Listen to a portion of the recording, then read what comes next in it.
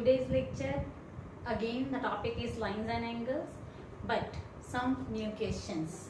Again, मैं आपको दोबारा बोलना चाहती हूँ बेटा कि आप लोग जितने भी यहाँ पर लेक्चर सुन रहे हो, whenever you are going to listen a new lecture, आप अपने लेक्चर को प्लीज एक बार रिमाइंड कर लीजिए. मतलब आपके पास किस तरह की एंगल्स हमने पहले पढ़े थे, उन एंगल्स का लाइन के साथ क्या रिलेशन होता है. Okay, for example corresponding alternate angles and co interior angles.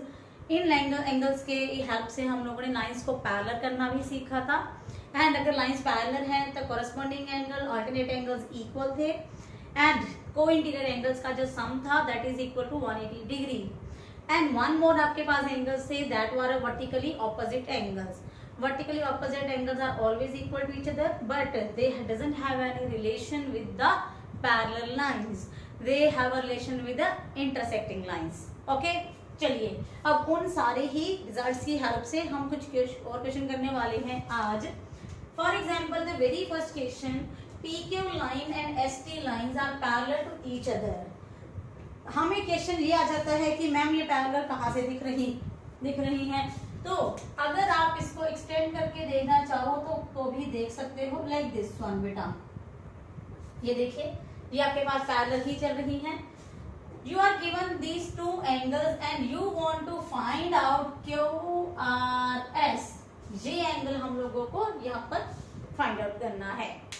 मैंने आपको पहले भी बहुत बार बताया है कि आप लोगों ने जब भी एंगल्स की वैल्यूज निकालनी होती है बेटा, you need some parallel lines.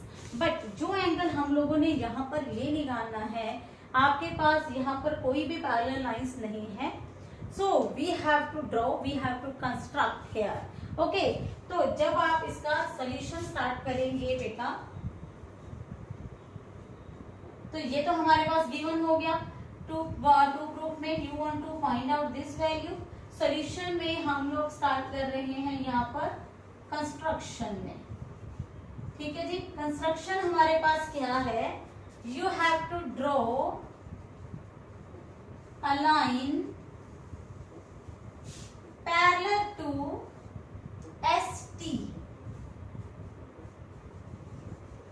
Through the point R.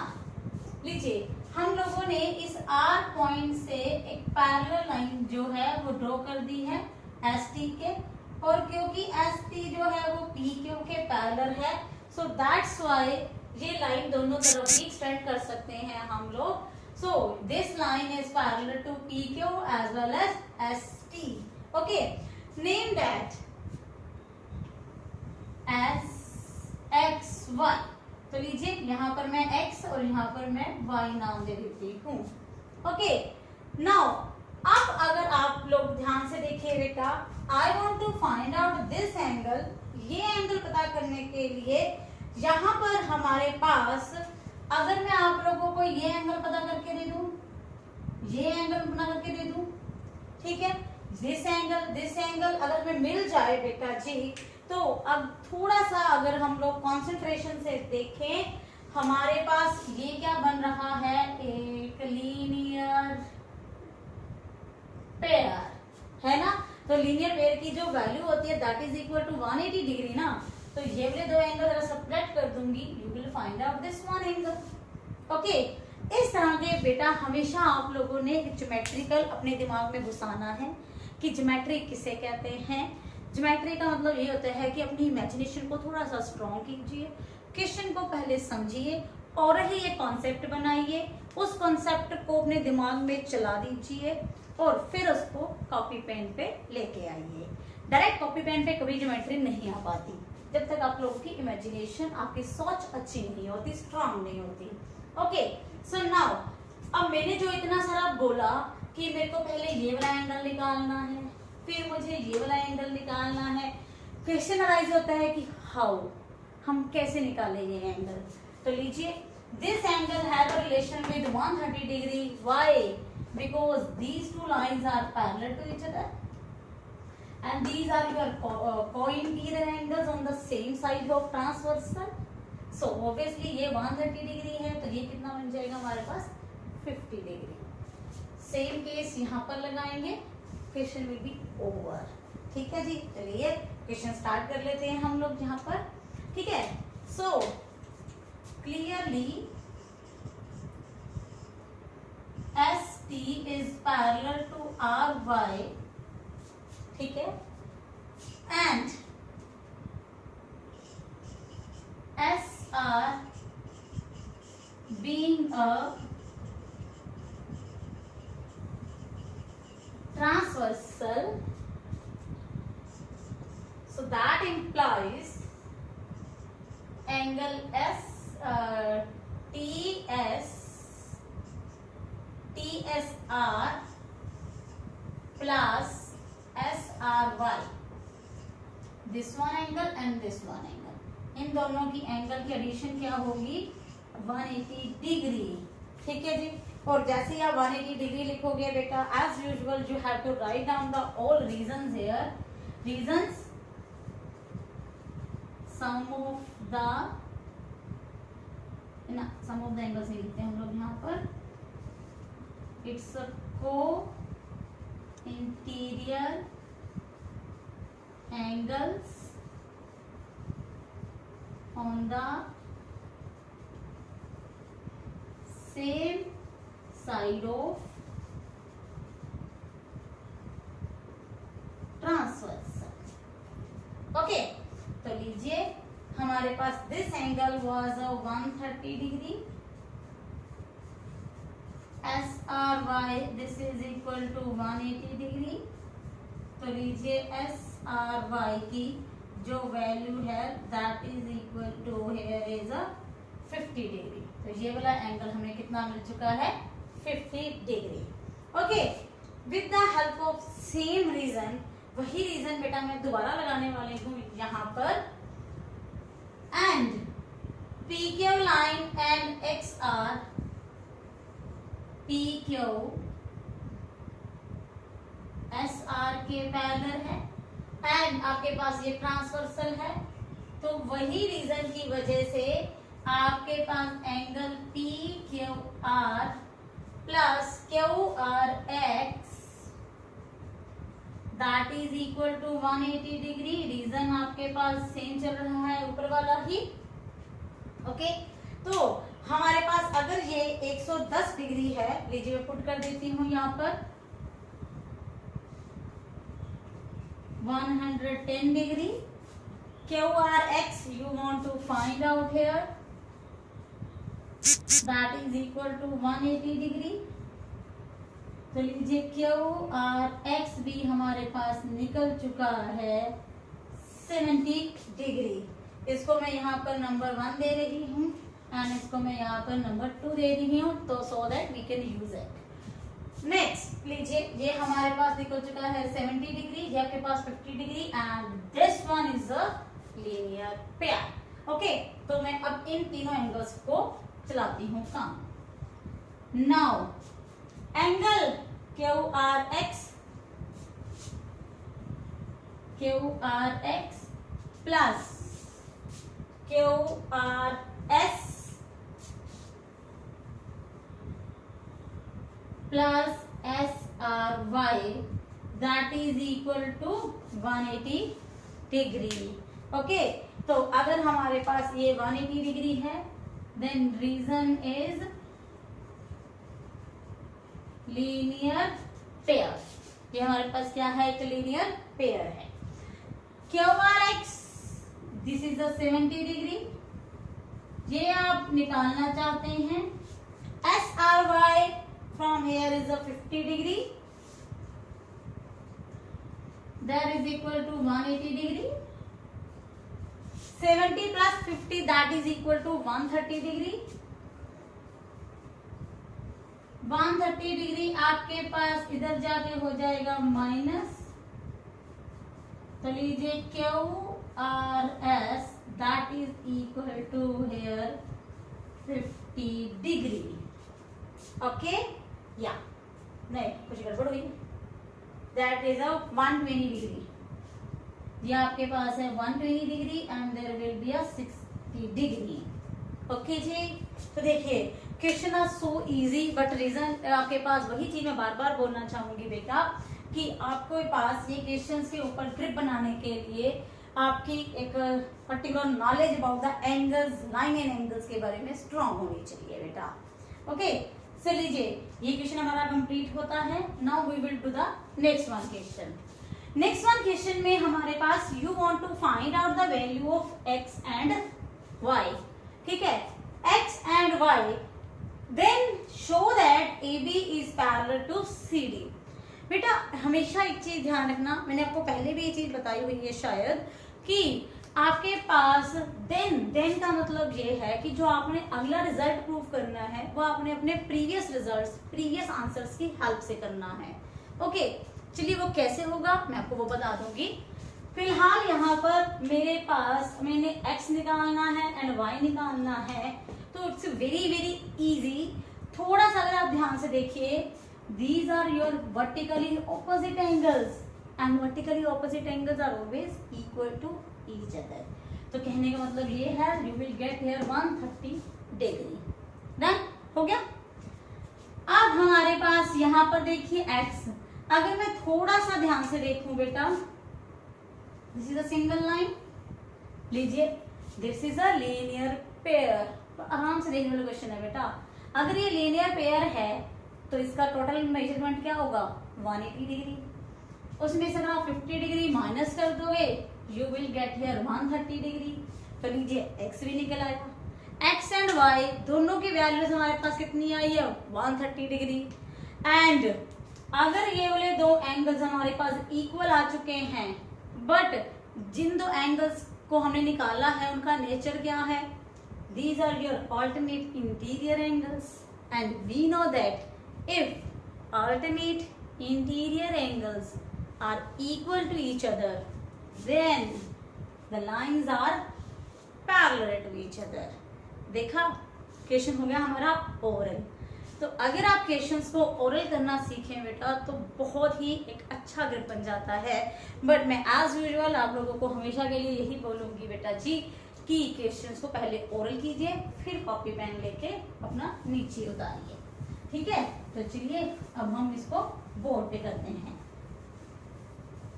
Okay, तो इस क्वेश्चन में हमारे पास सबसे पहले मैं यहां पर y निकाल देती हूं।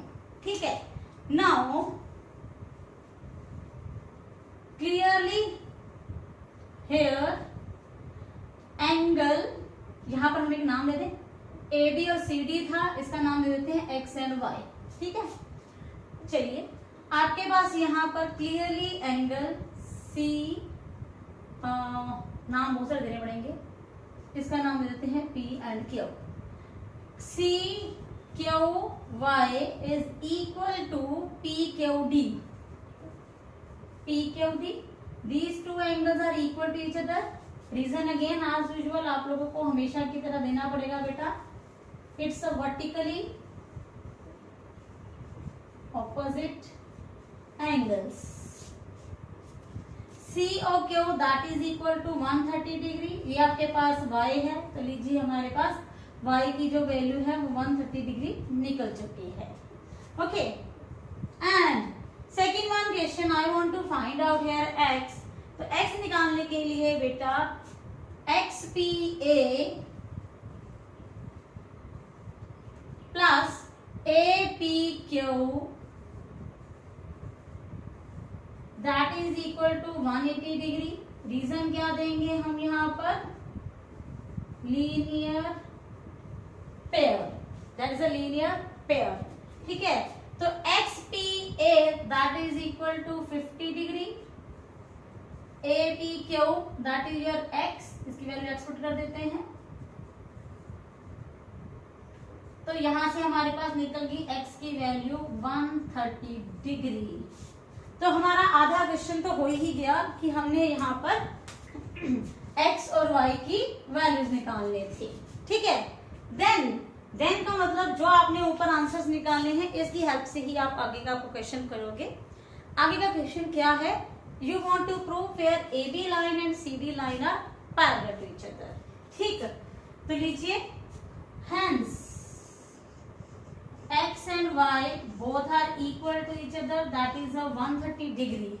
x और y जो है हमारे पास इक्वल आ चुके हैं बेटा, तो यहाँ पर अब हम इसको रब कर देते हैं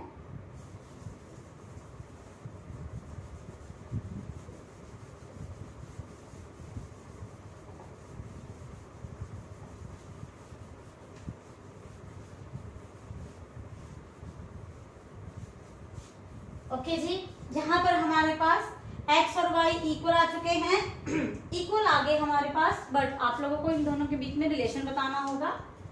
but these are pair of alternate interior angles with respect to the lines AB and CD. That implies AB and CD are parallel to each other.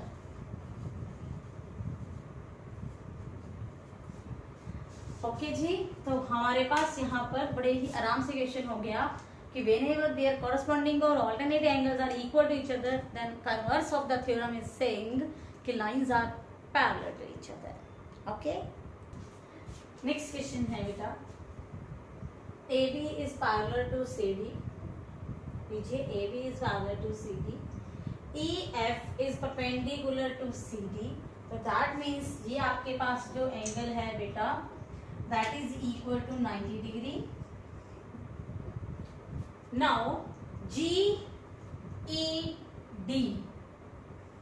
this complete angle is equal to 126 degree, and you want to find out here AGE,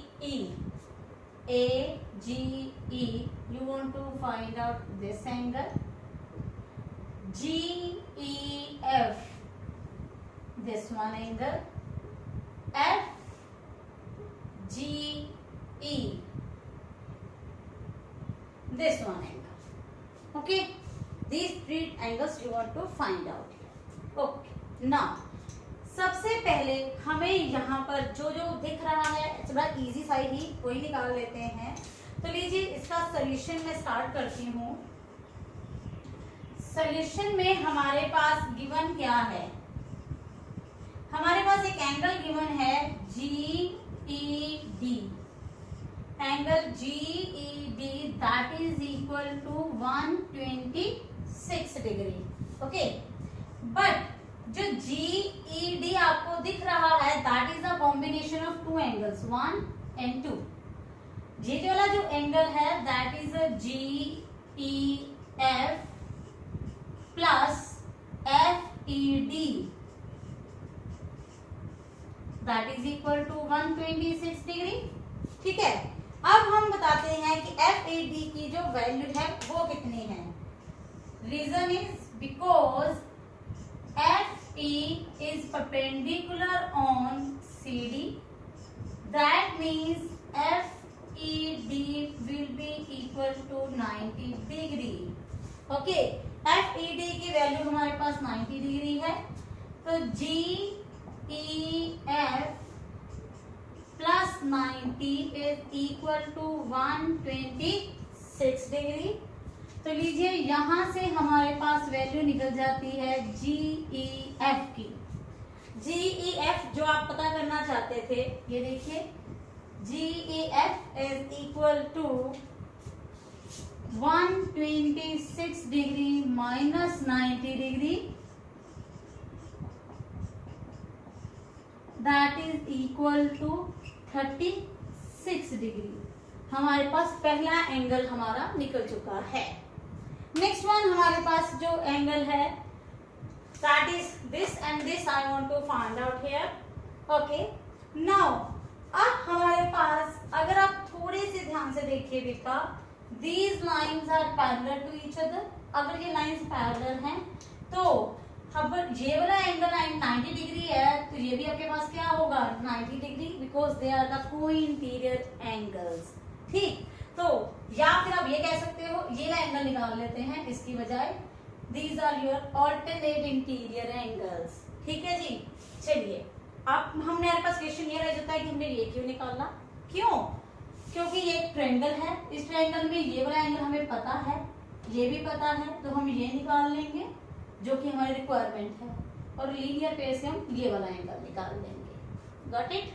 चलिए अब हमारे पास यहाँ पर because AB is parallel to CD and EF is transversal, that implies AFE, angle AFE is equal to FED. Okay, और FED हमारे पास कितना है यहाँ पर 90 डिग्री। ये हमारे पास निकल गया एक और angle. Reason is what? Alternate interior angles. Next, अब मेरे पास ये वाला एंगल निकल चुका है। I want to find out this one angle. Take the triangle here. यहाँ पर हम लोग एक ट्रायंगल ले लेते हैं। In triangle GEF. Now, in triangle GEF. GEF में हमारे पास तीन एंगल्स हैं यहाँ पर। FGE, FGE plus GEF plus EFG, that is equal to 180 degree. FGE, GEF, EFG। ठीक है जी, चलिए अब हमारे पास यहाँ पर एक मिनट, मैंने कुछ दिया बेटा, जो मैंने AEF निकाला है, या फिर that also can be return, यहाँ आगे कर लेंगे, चलिए छोड़ दीजिए। अब यहाँ पर ये रीजन देना पड़ेगा, bye angle sum property. Okay, अब मेरे पास FGE that I want to find out, GEF जो कि हमारे पास यहाँ पर एंगल पड़ा हुआ है, that is a 36 degree, plus अब EFG या EFA कह लीजिए, दे आर सेम।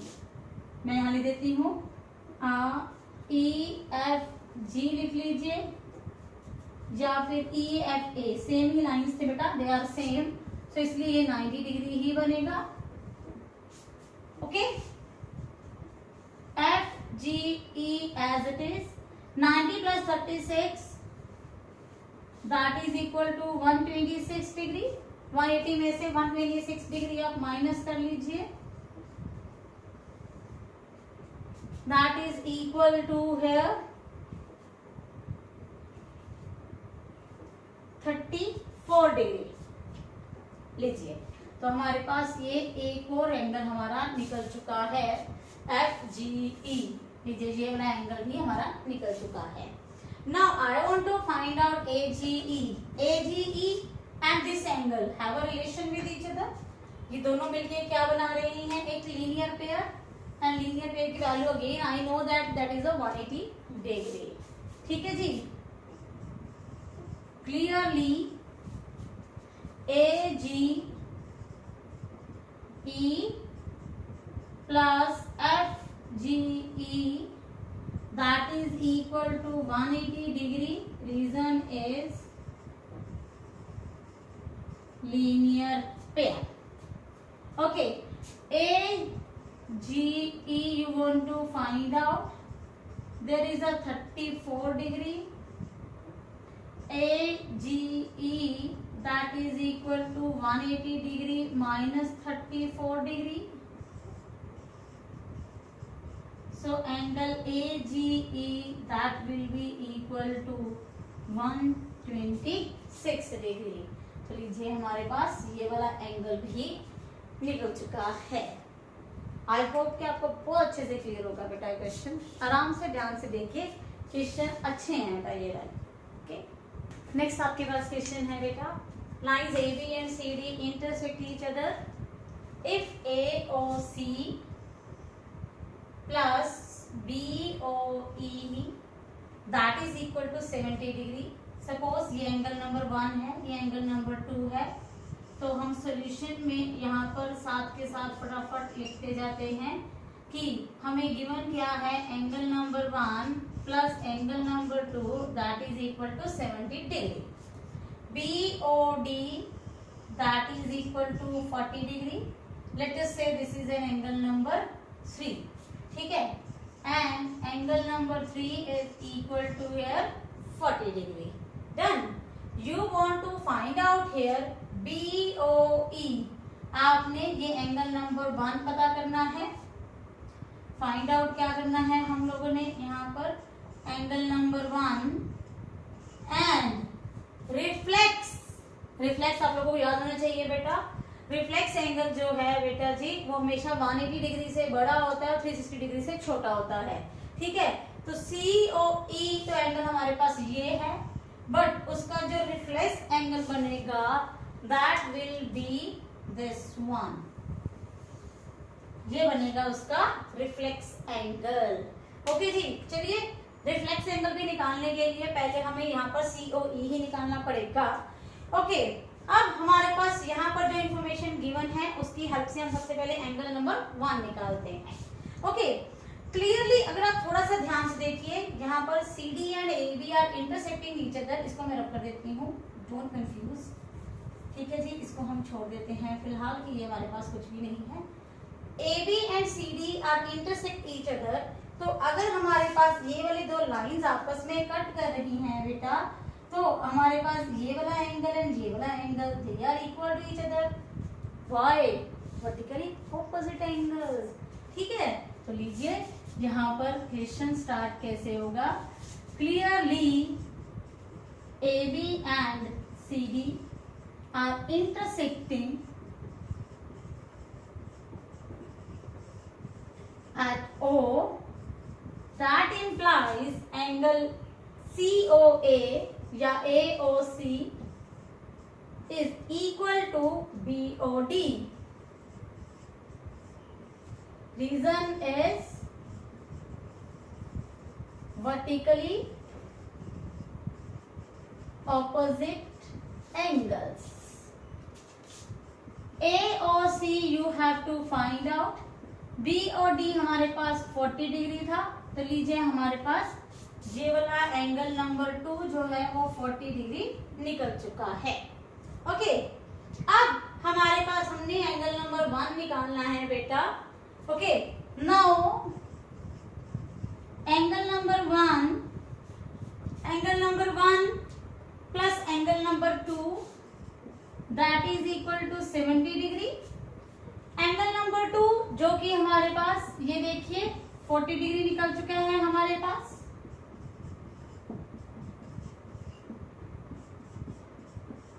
तो लीजिए angle number 1 that is equal 30 degree, और एंगल नंबर 1 और कोई नहीं BOE है, BOE। तो लीजिए हमारे पास ये वाला पार्ट निकल चुका है। Next you want to find out है COE, इसका हम एंगल नंबर 4 नाम दे देते हैं। Now angle number 1 plus 4 plus 2, 1 4 and 2 that is equal to what? 180 degree. This is your linear pair. Angle number 1 जो कि आप लोगों ने ऊपर 30 डिग्री निकाला हुआ है, 4 you want to find out. Angle number 2 जो कि हमारे पास 40 डिग्री निकल चुका है, 4 will be equal to 180 degree minus 70 degree that is equal to 110। तो एंगल COE जो है वो 110 डिग्री निकल चुका है। COE that is equal to 110 degree, but you want to find out here reflex angle. हम लोगों ने यहाँ पर रिफ्लेक्स एंगल पता करना था बेटा। ओके, सो रिफ्लेक्स एंगल निकालने के लिए reflex angle COE that is equal to 360 degree. क्यों? क्योंकि मैंने आपको बोला ना कि वो ये एंगल होता है पूरा का पूरा। तो ये पूरा एंगल कितना है? 360 डिग्री का। उसमें से आप ये वाला हिस्सा मतलब एंगल COE माइनस कर दीजिए। तो 360 degree minus 110 you will get here 270 degree. Okay, तो ऑलवेज रिमेम्बर कि जो रिफ्लेक्स एंगल होता है, आपके पास ओरिजिनल एंगल निकालिए, एक 360 डिग्री में से हमेशा उसको माइनस कर दीजिए, you will get here reflex angle. तो क्लियरली देखिए, जो आपके पास एंगल आया है वो हमारे पास 180 से बड़ा एंड 360 से छोटा है। Okay, this is the property of your reflex angle. ये वाला क्वेश्चन मैंने आप लोगों के लिए सबसे पहले लेक्चर में सीखा। This is just for your reminder and flashback. देखना चाहती थी कि आप लोगों को कुछ याद भी है या नहीं। ओके, चलिए आज का लेक्चर हम यही वाइंड अप करते हैं। इन द वेरी नेक्स्ट लेक्चर हम सेम चैप्टर चलाएंगे but next one new topic के साथ। जितना मैंने आप लोगों को आज की डेट में करवा दिया है बेटा, इससे आप लोग अपनी पहली तो exercises of NCERT you can completely do very easily. और मैंने इसमें से काफ़ी क्वेश्चन एक्सरसाइज में से भी उठाए हैं, तो आप लोगों को प्रॉब्लम नहीं होगी। Okay, next exercise we will do in the very next lecture. Okay, तब तक के लिए बाय बाय।